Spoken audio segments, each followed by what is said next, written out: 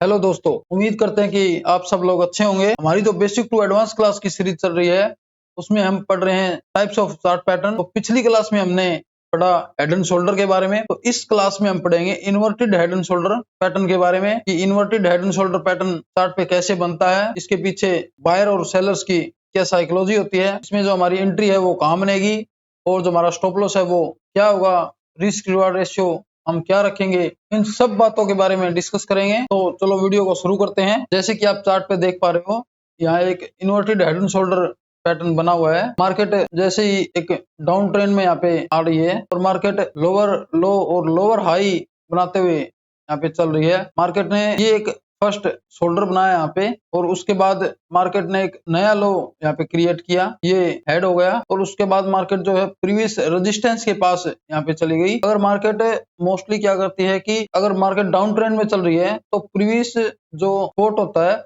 उसको एक रेजिस्टेंस के तौर पे यहाँ पे रिएक्ट करती है, जैसे यहाँ पे किया है। जैसे कि आप यहाँ पे देख रहे हो, ये एक सपोर्ट था यहाँ पे, उसके बाद मार्केट ने यहाँ पे एक रेजिस्टेंस बनाया, सपोर्ट बिकम एक रेजिस्टेंस बना। उसके बाद मार्केट ने ये जो लो था इस लो को यहाँ पे ब्रेक किया और एक नया लो यहाँ पे क्रिएट किया और उसके बाद मार्केट यहाँ से रिवर्स करने की बजाय वो प्रीवियस रेजिस्टेंस के पास वहां पे जाके यहाँ से जो है वापस से रिवर्स किया यहाँ पे और मार्केट जो है ये जो सपोर्ट यहाँ पे बनाया था इस लेवल को जो ये एक दोबारा से सपोर्ट बना करके इस लेवल को यहाँ पे ब्रेक नहीं किया, जो रेजिस्टेंस था उसको यहाँ पे उसने ब्रेक कर दिया। तो हम ये जो पैटर्न बना है इसको हम inverted head and shoulder pattern बोलेंगे। ऐसे सीधा कर दिया जाए तो हेड एंड शोल्डर पैटर्न बनता है, अगर उल्टा करें तो इसको इन्वर्टेड हेड एंड शोल्डर या इनवर्स हेड एंड शोल्डर हम बोल सकते हैं। तो अगर हम इसके पीछे अगर बायर्स और सेलर की साइकोलॉजी की अगर बात करें तो जैसे कि आप यहाँ पे देख पा रहे हो, मार्केट जो है एक डाउन ट्रेंड में यहाँ पे चल रही थी। ऐसे ये जो सपोर्ट था इस सपोर्ट को इसने एक रेजिस्टेंस के तौर पे न लेते हुए इसने जैसे ही ऊपर यहाँ पे मार्केट चली गई तो उसके बाद हम ये मान सकते हैं कि यहाँ पे जो बायर की जो स्ट्रेंथ है वो बढ़ गई है और मार्केट ने जैसे ही जो ये जो प्रीवियस यहाँ पे सपोर्ट ले रही थी मार्केट, इस सपोर्ट के पास से वापस से अगर ऊपर चली गई तो हम ये मान सकते हैं कि यहाँ पे जो है बायर है वो सेलर से पे हावी हो गए हैं, पूरा जो मार्केट को अपनी कंट्रोल में कर लिया है। तो मार्केट जैसे ही यहाँ पे इस रेजिस्टेंस को ब्रेक करती है हम यहाँ अपनी एंट्री बना सकते हैं और जो हमारा टारगेट जो होगा वो हम अपने रिस्क रिवार्ड रेशियो के हिसाब से रख सकते हैं 1/2 या 1/3, या फिर हम अगर हमें टारगेट रखना है तो हम ये जो रेजिस्टेंस होता है इस रेजिस्टेंस से लेकर के जो हेड तक जो ये दूरी होती है उसको हम अपना टारगेट मान सकते हैं।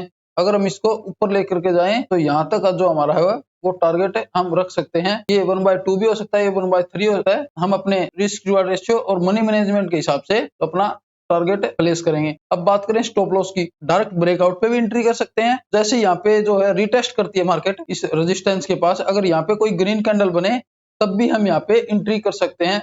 तो हमारा जो स्टॉप लॉस होगा वो यहाँ पे जो ब्रेकआउट कैंडल थी वो तो हमारा स्टॉप लॉस है वो यहाँ भी प्लेस कर सकते हैं। और अगर हम सेफ स्टॉप लॉस की बात करें तो सेफ स्टॉप लॉस होता है प्रीवियस जो शोल्डर बनता है उसके नीचे अगर हम यहाँ पे हमारा स्टॉप लॉस रखें, सेफ स्टॉप लॉस माना जाता है। तो इस प्रकार से हम इन्वर्टेड हेड एंड शोल्डर को ट्रेड कर सकते हैं। लेकिन जैसे कि आपको यहाँ चार्ट पे पिक्चर में दिख रहा है, ऐसा same inverted head and shoulder या कोई भी पैटर्न हमें बिल्कुल सेम नहीं मिलता। इसको हमें ढूंढना पड़ेगा चार्ट पे, और वो कैसे मिलेगा? वो मिलेगा हमें प्रैक्टिस से। जितनी ज्यादा हम प्रैक्टिस करेंगे किसी भी चार्ट पैटर्न की, जितनी ज्यादा हम प्रैक्टिस करेंगे, प्रैक्टिस से ही हमें समझ आने लगेगा धीरे धीरे कि कोई भी चार्ट पैटर्न है वो कैसे काम करते हैं, उसके पीछे जो बायर और सेलर्स की है वो क्या साइकोलॉजी होती है, जो प्राइस है उसकी प्राइस मोमेंट हमें समझना जरूरी होता है कि प्राइस कैसे मोमेंट कर रहा है। तो इसके मैं और एग्जांपल आपको दिखाता हूँ कि हमें जैसे यहाँ पिक्चर में दिख रहा है सेम ऐसे बिल्कुल नहीं मिलेगा। उसके जी जो हमारी नेकलाइन जो होती है, ये रेजिस्टेंस भी हम बोलते हैं या फिर नेकलाइन बोलते हैं, वो ऊपर या नीचे कैसे हो सकती है वो मैं अभी आपको दिखा रहा हूँ। जैसे कि आप यहाँ पे देख पा रहे हो, मार्केट एक डाउन ट्रेंड में आ रही थी, उसके बाद यहाँ पे बॉटम में इन्वर्टेड हेड एंड शोल्डर यहाँ पे बना, लेकिन जो नेकलाइन जो है हमारी है वो हमारी ऐसे बननी चाहिए कि ये हमारा जो प्रीवियस सपोर्ट था यहाँ पे, उस प्रीवियस सपोर्ट को यहाँ पे मार्केट ने रेजिस्टेंस बनाया, ये हमारी नेकलाइन होनी चाहिए। लेकिन मार्केट जो है वो ऐसे परफेक्ट हेड एंड शोल्डर नहीं बनते। जैसे कि ये नेकलाइन है वो ऐसे इस टाइप से हमारी जो नेकलाइन है वो बनी हुई है, ये इस टाइप से।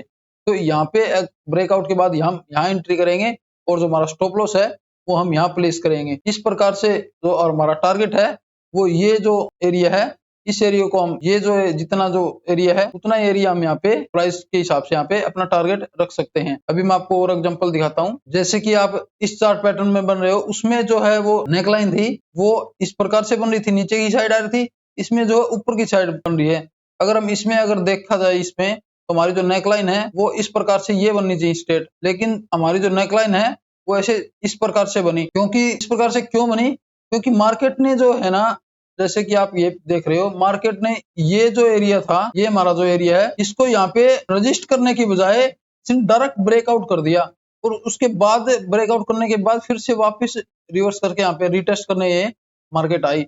इसको हम एक वी पैटर्न भी बोल सकते हैं। वी पैटर्न के साथ ये एक कप एंड हैंडल पैटर्न के साथ प्रकार से भी हम इसको ट्रेड कर सकते हैं। जैसे कि आप देख पा रहे हो, ये एक कप हो गया, उसके बाद ये एक हैंडल बना उसका, इस हैंडल के ब्रेकआउट पे यहाँ पे हम एंट्री कर सकते हैं। और तीसरी अगर इसको देखा जाए तो हम इसको एक फ्लैग पैटर्न के हिसाब से भी इसको बोल सकते हैं।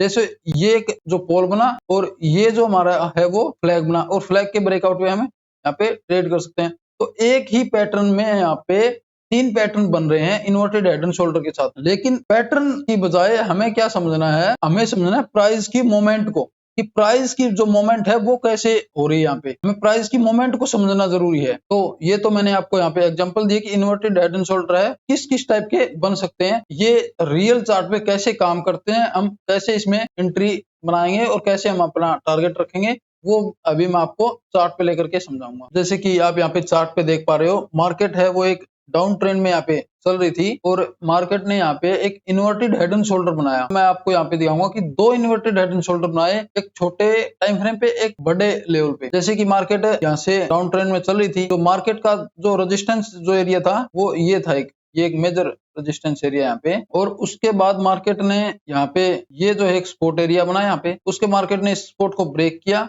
और मार्केट ने फिर से यहाँ से रेजिस्टेंस लेकर के कंसोलिडेशन करके इसको ब्रेकआउट कर दिया।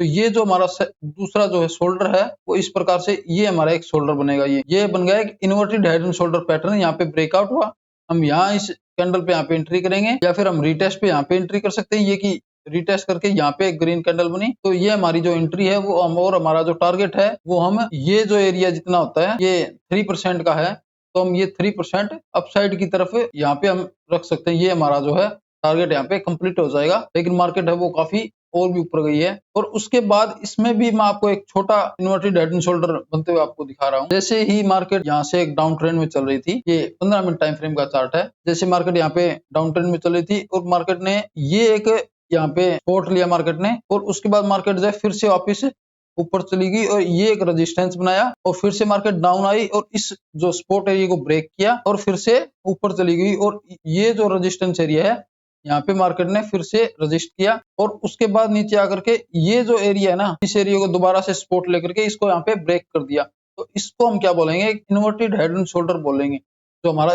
यहाँ पे हमारी एंट्री हुई, जो हमारा टारगेट है वो यहीं पे हमारा टारगेट जो है वो कंप्लीट हो गया। इस प्रकार से हम inverted head and shoulder chart pattern को ट्रेड कर सकते हैं। लेकिन अगर हमें इन्वर्टेड हेड एंड शोल्डर को ट्रेड करना है तो जैसे कि आप मैं आपको दिखा रहा हूँ, जैसे कि आप ये देख पा रहे हो, ये एक रेजिस्टेंस एरिया था। तो मार्केट एक ऐसे परफेक्ट लेवल पे कभी भी सपोर्ट या रेजिस्टेंस नहीं ले, वो एक एरिया होता है 1 या 2 रुपए ऊपर नीचे हो सकता है, वो एक सप्लाई जोन और डिमांड जोन का एक एरिया ही हम मार्क करेंगे। ये ऐसा नहीं कि हमने ये एक लाइन खींच दी, ये एक लोहे की रोड बन गई कि मार्केट इससे ऊपर जाएगी नहीं और इससे ऊपर चली गई तो फिर हम बाय कर सकते। ये हम इसको एक एरिया मार्क करेंगे। उस एरिया को हम कैसे मार्क करेंगे कि जो 1 टाइम या 2 टाइम जहाँ पे सपोर्ट या रेजिस्टेंस मार्केट ले रही है, उसके जो कैंडल है वो हम विक को और बॉडी को हम ऐसे मिला करके तो हम एक एरिया हम मान सकते हैं। तो जैसे कि ये यहाँ पे मार्केट ने यहाँ पे सपोर्ट लिया और ये यहाँ पे इस एरिया से भी पहले यहाँ से भी चल जा सकता था ऊपर, यहाँ से। ये नहीं कि हम इस प्रकार से हम यहाँ से भी जा सकता है, इस प्रकार से भी जो है इन्वर्टेड हेड एंड शोल्डर बन सकता है। जरूरी नहीं कि वो डायरेक्ट इसी लेवल पे वापस से यहाँ इसके बराबर यहाँ पे आए, वो पहले भी जा सकता है और थोड़ा सा नीचे भी आ सकता है। वो हमें प्राइस की जो मोमेंट है वो समझनी पड़ेगी। हमारा जो मेन चीज समझने का मकसद ये है कि जैसे ही मार्केट जो है इस एरिया को, ये रेजिस्टेंस जो एरिया होता है, इसके यहाँ पे जो इसको ब्रेक करता है, उसके बाद जो सेलर है वो भी बायर में ऐड हो जाते हैं। क्योंकि यहाँ पे जो रेड कैंडल बनती है उस पे जो सेल किया होता है उनका जो स्टॉप लॉस है वो इसके ऊपर यहाँ पे होता है, और जैसे ही उनके यहाँ स्टॉप लॉस हिट होते हैं तो मार्केट एक तेजी से स्पाइक यहाँ पे लेती है। उसके बाद वो जो सेलर होते हैं वो भी समझ जाते हैं कि अब हमें सेलिंग की बजाय बाइंग को प्रेफर करना चाहिए। तो वो जो सेलर होते हैं वो भी मार्केट में जो बाइंग में यहाँ पे ऐड हो जाते हैं और मार्केट को जो है ऊपर की साइड वो लेकर के जाते हैं। तो इस प्रकार से है जो प्राइस है वो काम करता है। तो हमें प्राइस की जो मोमेंट है वो समझनी बहुत जरूरी है। अभी मैं आपको एक दो और एग्जांपल अभी दिखाता हूँ। जैसे कि आप यहाँ पे चार्ट पे देख पा रहे हैं, मार्केट यहाँ पे डाउन ट्रेंड में चल रही है। यहाँ लोअर लो और लोअर हाई बनाते हुए ये मार्केट का एक सपोर्ट एरिया बना और मार्केट ने यहाँ से इस सपोर्ट को ब्रेक किया। उसके बाद ये एक नया सपोर्ट बनाया, नया लो बनाया यहाँ पे, और उसके बाद मार्केट ने यहाँ से एक रेजिस्टेंस जोन बनाया। जो यहाँ पे जो प्रीवियस जो सपोर्ट था उसको रेजिस्टेंस बनाया। ये जो सपोर्ट था इसको ब्रेक कर दिया और मार्केट दोबारा से इस रेजिस्टेंस एरिया के पास यहाँ पे मार्केट पहुंच गई। लेकिन मार्केट को अगर यहाँ से रिवर्स कर जाती है, एक नया लो या अगर बना देती मार्केट ऐसे घूम करके, तो हम उसको दूसरे तरीके से जो है ट्रेड करते। लेकिन मार्केट ने जो ये हमारा शोल्डर बनाया और दूसरा जो शोल्डर है वो यहाँ पे बना, ये जो है हेड बना, ये एक inverted head and shoulder pattern यहाँ पे बना और ये ब्रेकआउट पे यहाँ पे हम यहाँ एंट्री करेंगे और यही जो प्रीवियस जो शोल्डर है यहाँ हम अपना स्टॉप लॉस रखेंगे और जो हमारा टारगेट है और जितना ये जो हमारा एरिया होगा ये 2.6% के आसपास है, उतना ही हम ऊपर अपना जो टारगेट है वो यहाँ पे रख सकते हैं। इस प्रकार से हमारा जो है वो टारगेट हम प्लेस कर सकते हैं। तो ये तो था inverted head and shoulder pattern कैसे बनता है। सबसे पहले हम ये सीखेंगे कि inverted head and shoulder pattern अगर बॉटम पे बनता है तभी हम उसको ट्रेड करेंगे। मार्केट एक डाउन ट्रेंड में होनी चाहिए, लोअर लो और लोअर हाई बनाते हुए। उसके बाद अगर बॉटम पे एक इस प्रकार से inverted head and shoulder pattern बनता है तभी हम उसको ट्रेड करेंगे। अगर मार्केट अप ट्रेंड में हो, जैसे कि यहाँ पे मार्केट ऐसे अप ट्रेंड में हो, ये एक यहाँ पे मैं एक इन्वर्टेड हेड एंड शोल्डर बना करके आपको दिखाता हूँ। ये एक यहाँ पे इन्वर्टेड हेड एंड शोल्डर बना जो टॉप पे बिल्कुल बना हुआ है। ये रेजिस्टेंस एरिया है, ये फर्स्ट शोल्डर, ये हेड और ये सेकंड शोल्डर यहाँ पे बना हुआ है। इसका यहाँ पे ब्रेकआउट हुआ। अगर अप ट्रेंड में टॉप पे इस प्रकार से इन्वर्टेड हेड एंड शोल्डर बने तो हमें उसको इग्नोर करना है। हमें टॉप पे इन्वर्टेड हेड एंड शोल्डर को ट्रेड नहीं करना है क्योंकि इसकी जो प्रोबेबिलिटी है सक्सेस होने की वो बहुत कम होती है। तो मार्केट जो है मोस्ट ऑफ टाइम जैसे इसके ब्रेकआउट यहाँ पे होता है, उसके ब्रेकआउट के बाद यहाँ से रिवर्स कर जाती है। जो हमारा जो टारगेट है वो हमारे रिस्क रेशियो के हिसाब से वो मैच नहीं होता और हमारा जो स्टॉप लॉस है वो हिट हो जाएगा। यहाँ पे मार्केट वहीं से थोड़ा सा ऊपर जाकर के यहाँ पे रिवर्स कर जाती है। तो इसके सक्सेस होने की जो प्रोबेबिलिटी है वो बहुत कम होती है। तो हमें इन्वर्टेड हेड एंड शोल्डर को अगर ट्रेड करना है तो हमें बॉटम पे ही बनते हुए देखना चाहिए।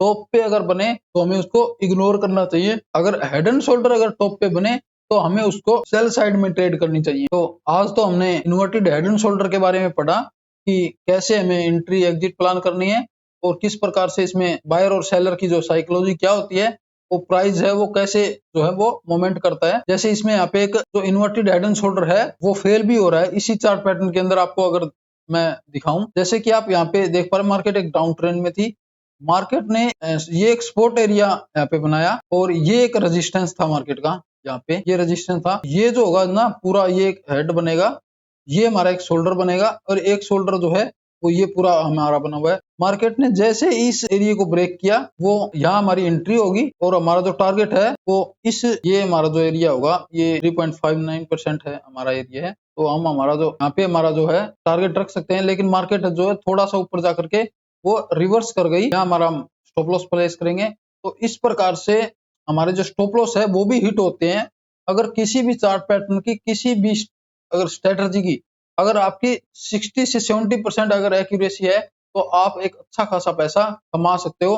कोई भी स्ट्रेटजी जो 100% वर्क नहीं करती, कोई भी चार्ट पैटर्न 100% वर्क नहीं करता। सबसे पहले तो हमें यही हमारे दिमाग में रखना है कि जो हमारी जो प्रोबेबिलिटी है वो अगर 60 से 70% हो और हमारा जो रिस्क रिवार्ड रेशियो है वो मिनिमम हम 1/2 रख के चलें तो हम अच्छा खासा पैसा शेयर मार्केट से बना सकते हैं। लेकिन इन चार्ट पैटर्न को सीखने के लिए हमें ज्यादा से ज्यादा प्रैक्टिस करनी होगी। हमें कम से कम एक दिन में ऐसे 50 या 100 चार्ट को देखना चाहिए कि उसमें कैसे कैसे चार्ट पैटर्न बन रहे हैं, कैसे जो प्राइस की मूवमेंट है वो काम कर रही है, तो और बायर और सेलर की जो साइकोलॉजी है वो मार्केट में क्या है। इन सब चीजों को समझने के लिए हमें ज्यादा से ज्यादा प्रैक्टिस करनी है। हमें मार्केट को टाइम देना है।